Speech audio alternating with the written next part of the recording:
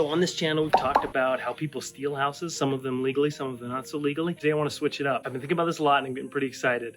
I want to give away a house. I'd like to give away all my houses. I've just got to think about this a little more and figure this out.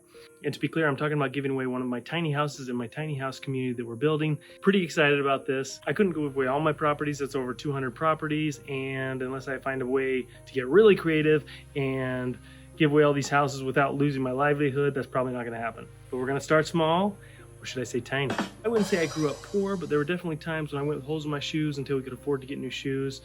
And, you know, we just didn't have a lot of extra disposable income. And growing up, I wanted to be a millionaire ever since I can remember, and to not have to worry about those necessities of life and to be able to relax what I thought money would provide for me as a lifestyle. So I've been blessed a ton. I've got a great family. I've got a great team. I've got a great community. I've just been blessed with so many opportunities and so many blessings in my life. I can't be more grateful.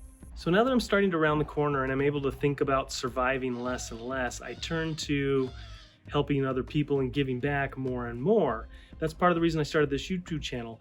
But honestly, it's hard because I'm selfish and I have those selfish desires, and I feel guilty wanting nice things for myself when I know there's people out there that don't even have the necessities of life. But I wonder, is it possible to be able to want those things for myself and be selfish, but at the same time help others and give back? And the conclusion that I've come to is, yes, I can do that. And I want to allocate a percentage of my income to giving back.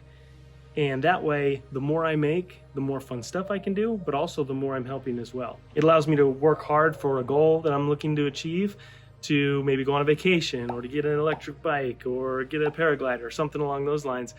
But at the same time, not feeling guilty because I'm also increasing the amount I'm giving. So that's enough about that. That's my personal goal, but I want my company to do that as well. But that comes with its own inherent problems because I have a partner, I've got employees, I've got overhead, and there's costs involved. So is there a way to align economics where I can do something good for the community, but also help my company, but not hinder the goals that my partner and I are trying to achieve? Hang around to the end of the video and I'll explain how we're going to pick the person that we're going to give this house to. So there are so many people that call me up wanting a rental that they've been kicked out of their house because their landlord sold the house or the rents are just going up and they're on a fixed income and they have nowhere to go. A lot of these people earn less than $1,000 a month. There's not a lot of options for them, but what can I do? I run a very successful real estate company, and if I were to give out rents to everybody that asks, I would not be a successful real estate company. It'd be a failed real estate company. So that's why I've been thinking about this a lot. And I think I discovered a way that I can still accomplish my goals, but also give back and make a meaningful difference as we go. So I think I've discovered a way to give away one of our 29 tiny homes and possibly all of them away without really affecting our bottom line and still accomplishing our goals, but also making a meaningful difference along the way. So here's my plan. I want to get whoever wins the contract to, say, frame all the 28 preceding houses to donate their time and some materials if they have to the remaining house.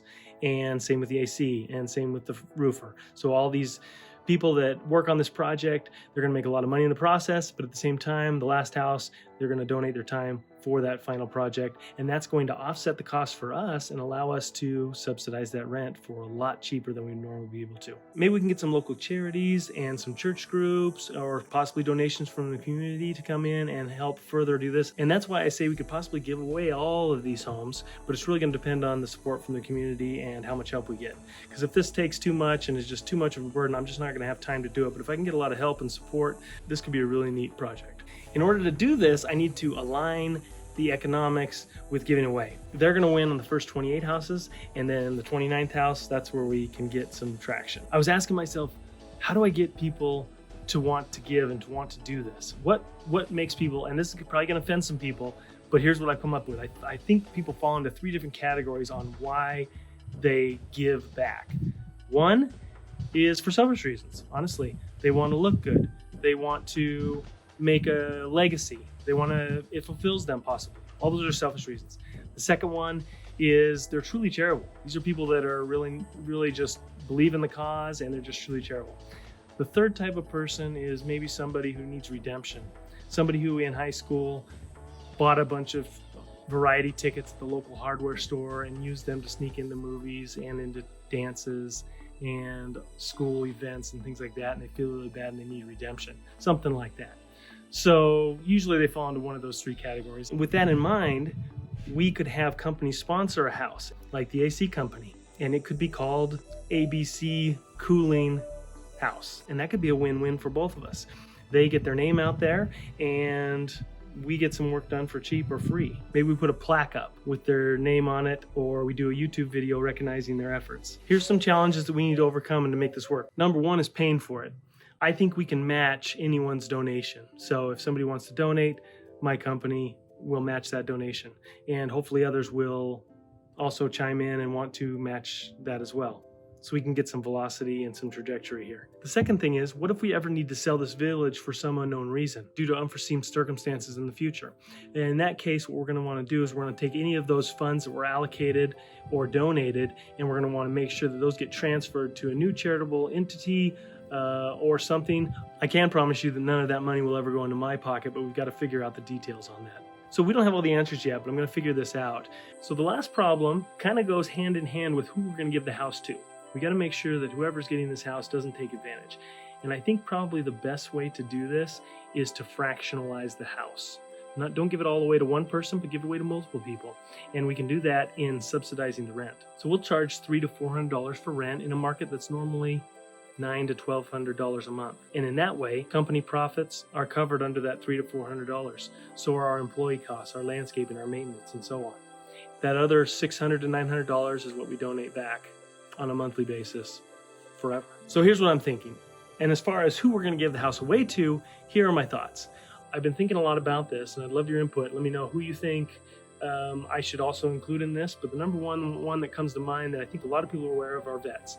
There's not a whole lot of explanation needed there. They need a lot of help. The second category is battered women. You got women that are in situations where they're in an abusive relationship. Maybe they're in a situation that's just not healthy. They need to get out. We can subsidize that for maybe 6 months to a year to allow them to get on their feet and to get back going again. The other one is first responders. I was on the search and rescue for several years, and I know how much time, especially the volunteers, they put hours and hours and days of their life into this. And so I wouldn't mind giving back to that community as well. We could also do just low-income individuals moving to the area that need time to get set up.